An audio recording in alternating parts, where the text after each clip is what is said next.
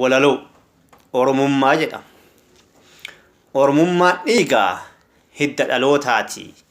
Faaya galmee seenaa badhaasa rabbiiti. Abdii saba Oromoo gaachana waliiti. Seenaa dhugaa qabnaa galmee sabaa irraa hortee warra kuushi madda qaroominaa.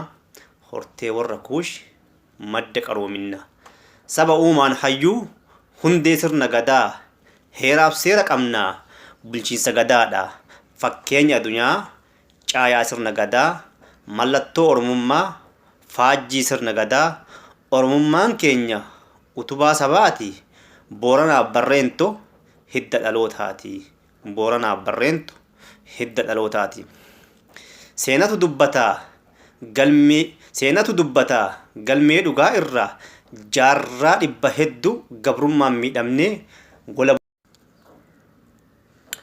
walabummaa Oromoo mirga uumaa dhabnee seenaa dhugaa qabnu sobaan ukkaanfamnee turtii gabrummaadhaa of wallaalchisee saba dhiiga tokko gargar nu fageesse. Oromummaa keenya hundeedhaan nu dhokse lammaffaan deebi'u gabrummaan kaleessa bakka kumne kaanee Oromummaa keenya seenaa haa jijjiirru dhaloonni qubeedha. Seenaa haa jijjiirru dhaloonni qubeedha. Gabrummaan dukkanaa farra bilisummaa ofirraa haa kaamnu. Oromummaaf jecha goota baay'ee dhabne. Oromiyaaf jecha warra lubbuu kenne seenaan haa dubbatu hin fixu lakkoofne.